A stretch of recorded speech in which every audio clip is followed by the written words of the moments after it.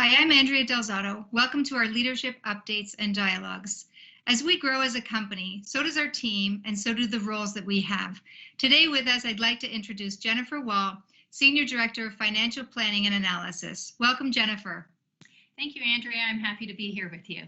It's great to have you. And for those that haven't had the opportunity to meet you, since you're relatively newer to our organization, I'd love for you to give some background on what your journey was before you got to Tridel, and then we'll speak about what got you to where you are today with us. Yeah, absolutely.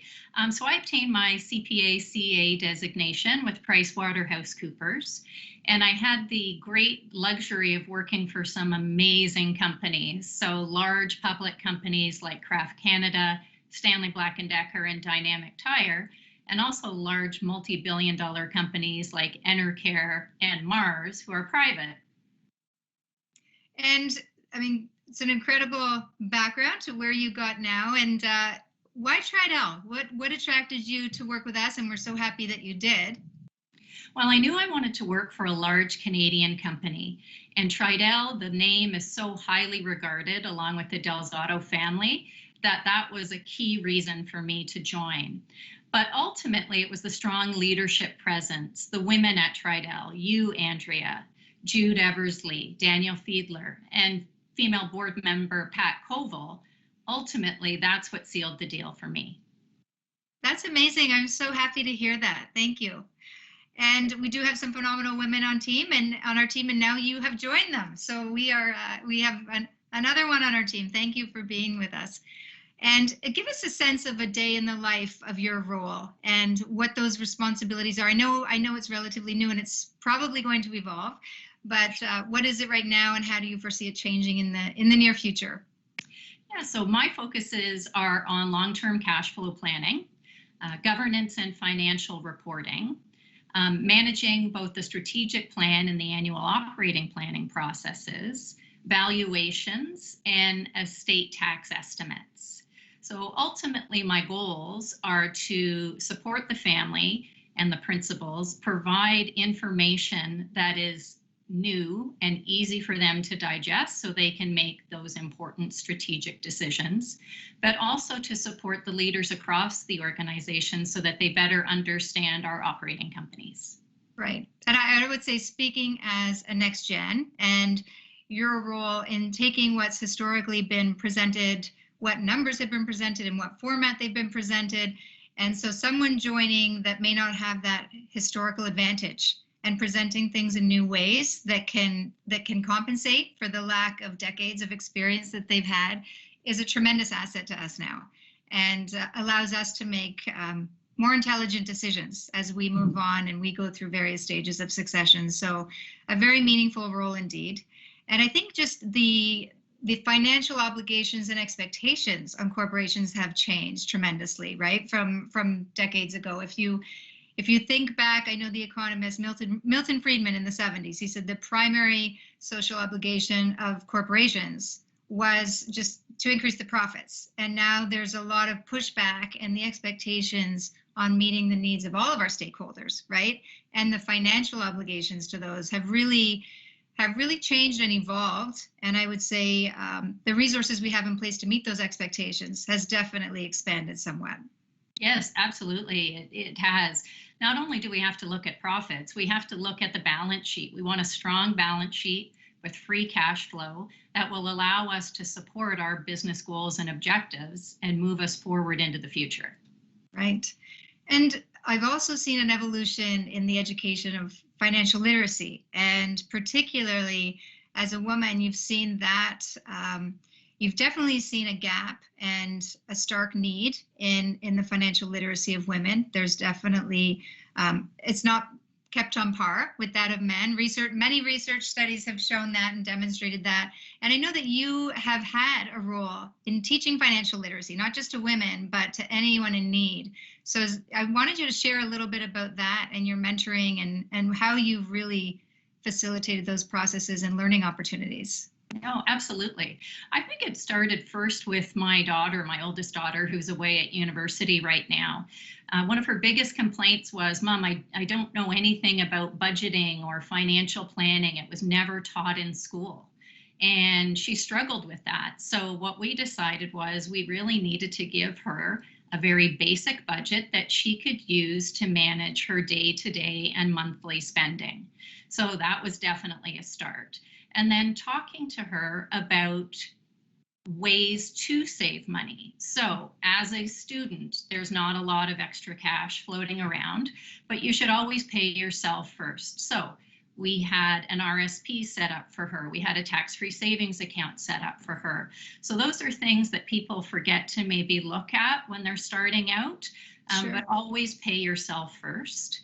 And then it was about teaching her to, understand investments, understand companies that she's looking to the future to, hopefully contribute more to. But we also had to get into things like online banking and bill payments and what did that look like. So those were just a few things that we've been able to do as a family to start. And then, of course, within organizations, not everyone is comfortable with finance. So it was putting together presentations, Finance 101s, lunch and learns that would allow the client base that was attending that session to understand what a profit and loss statement looks like, what a balance sheet looks like, why cash flow is so important, and to have a great dialogue from them and answer the questions that they may have that they didn't feel comfortable asking, so that they knew where the company was going and why these things were important. Yes. And I even look at some of the evolution in how we teach that financial literacy. I know whether on social media, for example, you have, I think they're calling them now influencers, so financial influencers. There's a woman, Mrs. Dow Jones, that's her handle on Instagram. And it's an interesting story. Her father worked at Goldman Sachs, and she just considered it male domain because she never got exposure to that financial literacy that was so close to her. And she said, if that's my circumstance, imagine how it is for every other woman that's excluded from the conversation. So she made this really inclusive online environment that made it easy to digest wealth creation strategies for women primarily. And so it's the classroom is not the classroom anymore, I guess, so to speak. And then you have Wealth Simple, which is a Canadian-based, right, online financial planning and management. And I think they did some analysis of the data of their clients, and they said, okay, something's not right because we have, I think, over 100,000 clients, and more than men are double than what the women are. So how do we fix that? So they tried to correct that and just build the intelligence across the population, which is really useful. I wanted to talk about, right now we have some difficult financial times due to the pandemic that we've all lived in. And if you have any advice for people that are struggling or how to make dollars stretch further, what your kind of insight would be into that? Yeah, absolutely. There are a number of great apps that exist today that will allow you to save money. Flip, for example, is an online grocery app that will allow you to look at flyers within your local area and show the lowest prices so that you could go into a store that offers price matching and get those lower prices. Of course, there's things like air miles where you can accumulate rewards that you can put towards either merchandise or travel when we can eventually get back to doing that. Foupon is a food app. So for people that are looking to order food in, you can get coupons through Foupon. And there's also Honey, which if you're doing online shopping and you're looking for a coupon at, say, Roots or somewhere else, it will scour the internet for you and it will bring those coupons back and apply it to your cart automatically. But then there's things like looking at your bank account. How much am I paying per month in transaction fees? What if I kept a minimum account balance? If you do that, those fees can go away.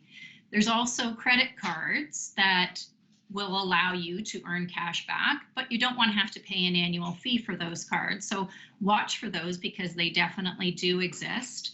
And for those students out there, open a student checking account. It should give you a certain number of transactions free per month. And then that way you can stretch your dollars a little bit more. But get an overdraft or a line of credit. Do not carry any debt on your credit card. That was the number one thing my father taught me when I was growing up, because those interest rates are outrageous and you will pay so much more in the long run. Yeah. Well, we had the same number one lesson from our fathers. That was my lesson too. Never carry the debt on your credit card. And, you know, I have to ask you, because we are Tridel and you are you have the financial expertise. So especially now, I think prior to COVID, we struggle with affordability in our city, right? And for many, you mentioned your own daughter, right? And how she's preparing for her future. But for many in our city, you know, home ownership without the bank of mom and dad or without some sort of assistance seems out of reach. So if you can comment on that and perhaps give some advice or some hope for those that do not think homeownership is an option yet. No, absolutely. Of course, there's a lot of costs that people need to be aware of before they're looking to buy a home. Things like CMHC fees, if you can't afford the 20% down payment, land transfer taxes, real estate taxes, brokerage fees, etc. But there's also a lot of great incentives out there to allow you to own a home. So as a first-time home buyer, you can borrow up to $35,000 from your RSP. So a couple can borrow $70,000 and you can pay that back over 10 years. So, you know, it gives you the opportunity to be able to put money down that should hopefully help to save some of those fees, because in the long run, we know that real estate appreciates. You use that equity that you've been able to obtain in the home that you've acquired and purchased to fund your retirement. People will need that money later on. So there just has to be ways to find extra money. So, for example, my daughter, she's looking to buy a home or a place with her boyfriend. They are doing things like, you know, Uber Eats, other online food delivery services, Skip the Dishes, DoorDash. My daughter runs a pet sitting business to add in a little bit of extra money. And again, opening up those tax-free savings accounts will allow them to put some of their savings aside, which they can then use to put towards the purchase of their home.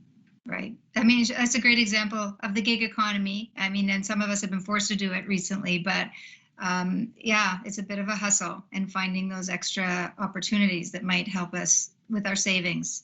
Absolutely. But I will mention, it's funny you mentioned about the fees on the bank accounts. And just yesterday, we were having that conversation in our house for a $30 fee that you can lose by having that minimum balance. So again, all those little tricks that we might look for.